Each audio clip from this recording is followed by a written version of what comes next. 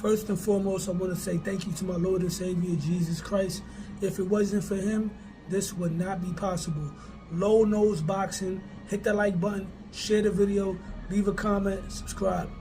You already know we had a crazy weekend of boxing. We had the Teofimo Lopez loss to Shakur Stevenson.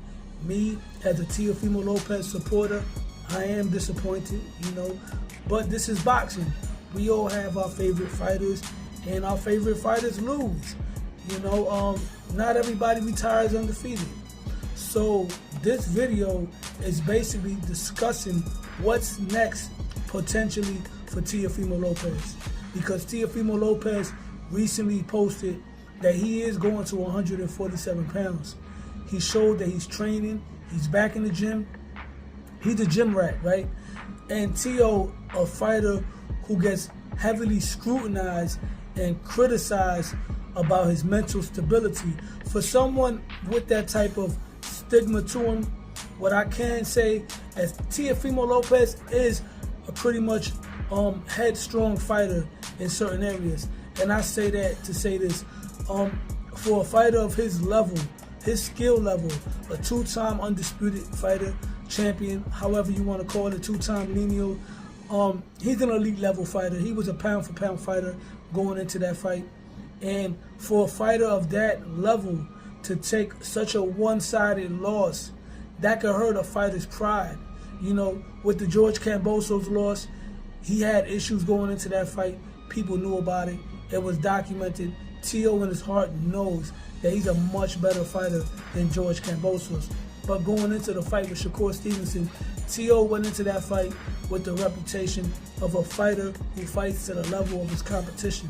Shakur Stevenson is at the highest level. So people like myself who support Teo were expecting the best version of Teofimo Lopez. But Shakur Stevenson dominated the fight. I believe he won that fight maybe 10 rounds to 2, 9 rounds to 3. I have to watch the fight again, but for sure, I definitely gave Teo rounds 8 and 9, but I got to check out the whole fight again. But, like I said before, losing in such a one-sided manner can either make you or break you. Now, Teo has been in this position before. He lost to he lost to George Kambosos. He came back. He had a rough performance against Sandor Martin, where he was recorded in the middle of the ring questioning himself, talking about, do I still got it? But fast forward, he went out there to put a fantastic performance and dominating Josh Taylor. And right away, Teofimo's reputation shot right back up. And then he had some bad performances. He had a tough outing against Jermaine Ortiz where he struggled to cut the ring off. He had a tough outing against, Steve Claggett, where he did dominate, but it wasn't impressive. But then he went out there and blanked out Arnold Barboza, showed tremendous boxing skills, dominated him, whitewashed him, a very formidable Arnold Barboza, right? Teo can bounce back, right? So if you ask me, can Teofimo Lopez bounce back from the loss? Based on his history, evidence shows that Teofimo Lopez can bounce back. It's a different situation because he lost. I don't believe there were any medical issues like the last time, and he got dominated because even though he wasn't 100% against Kambosos, it was a very tight fight. This fight was not close at all. But Teofimo Lopez said he's coming back, and to his credit, he is the type of fighter that bounces back from losses. He lost before and he came back, and that's a testament to his mental fortitude, right? There's a lot of great fighters throughout the years of boxing, and you already know how I carry it. I'm gonna go in my historian bag. There's a lot of great fighters that have taken debilitating losses and were not able to bounce back. Roy Jones Jr., who I consider a top 10 all-time great fighter of the decade for the 90s, right? Roy Jones took that debilitating loss to Antonio Tarver, and he was never the same. He was never able to bounce back and accomplish greatness. You got guys like Naseem Hamed, who was also a phenom. He took a one-sided loss to Marco Antonio Barrera. He was not able to bounce back to reclaim that type of glory, right? But then you got guys like Miguel Cotto, who took a punishing defeat to Antonio Margarito and Manny Pacquiao, bounced back. Then lost to Floyd and what's his name? Man, I forgot his name. Please forgive me for that. But he lost at 154 pounds, right? And then came back to become a middleweight champion of the world. Manny Pacquiao was knocked out, came back, became a champion multiple times. Roberto Duran lost in a very debilitating manner. He said no mas, he quit. He lost to Ray Leonard, lost to Alfredo Benitez, and then lost to a guy that he wasn't supposed to lose to. I forgot his name, because I'm just shooting off the hip right now. But Roberto Duran came back and continued to accomplish greatness to add to his legacy. Teofimo Lopez has the opportunity to do that, right? Shout out to my brother Punch Drunk Boxing, who always likes to compare Teofimo Lopez to the all-time greats. Me and him go back and forth a lot regarding Roberto Duran and stuff like that. Well, guess what? This is Teofimo Lopez potential Roberto Duran moment to bounce back from a debilitating loss. And I say debilitating because even though he wasn't beaten up to the point where he was rocked, where he was on the verge of being stopped, his face was cut, but he was outpointed. Sort of like Canelo being outpointed by Floyd Mayweather. Another great fighter, legend, future legend who came back from a debilitating defeat, right? A lot of fighters ain't built like that.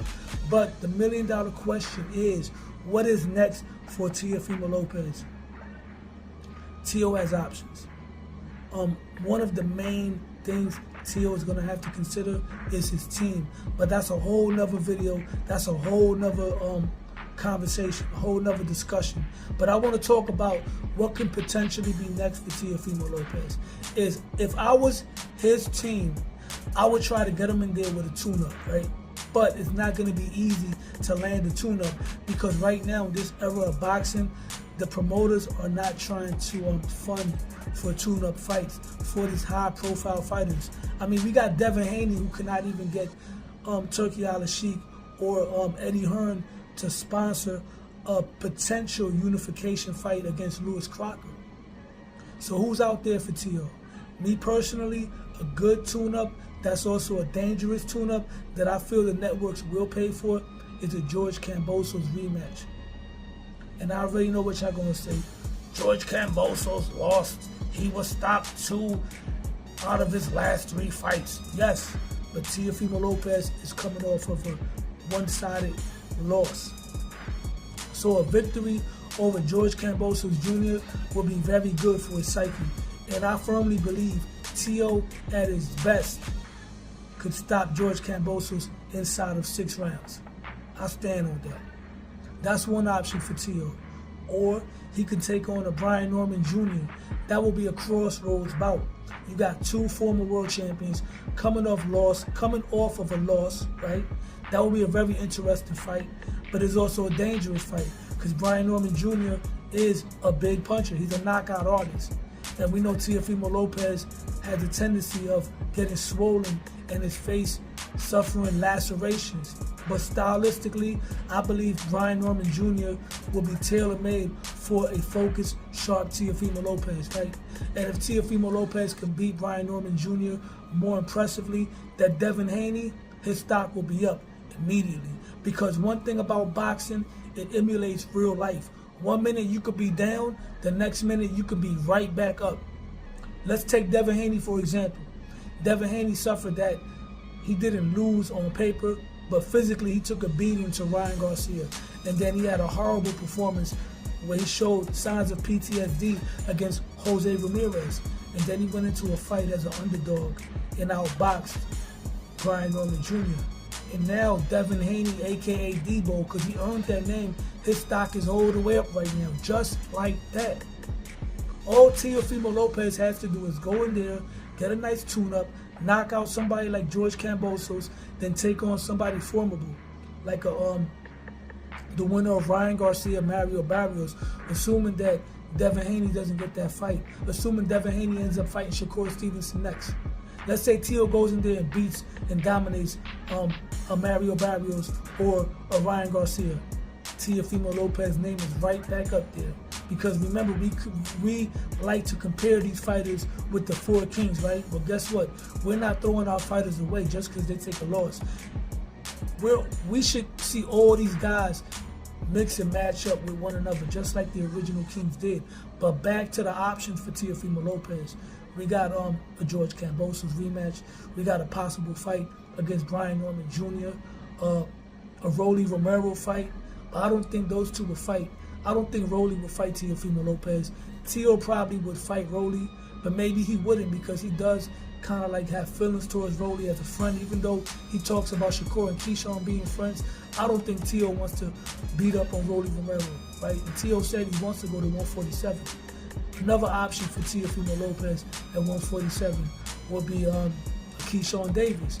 Keyshawn Davis just came off of a very impressive victory over Jermaine Ortiz. Keyshawn Davis is speaking about trying to get a fight with Devin Haney. So why not take on the guy that Shakur Stevenson defeated and go in there and try to knock out Teofimo Lopez and then earn a Devin Haney bout? And that's a very dangerous fight, because Keyshawn Davis, for me, at one point, I was saying I want Teo to fight him next, assuming if Teo would have beaten Shakur Stevenson.